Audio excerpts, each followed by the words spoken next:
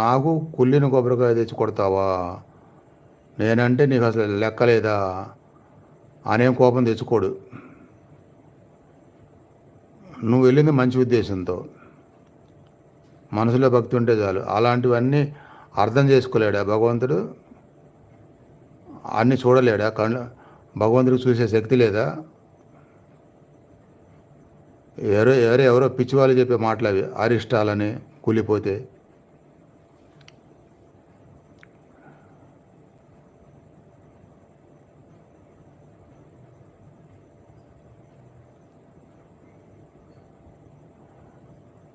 అవును, అకారణ భయాలు ఎందుకు వస్తాయి స్వామి? ఎందుకంటే వేరే వాళ్ళు చెప్పిన బుర్రలో స్టాక్ అయిపోయి, అది ఒక కారణము.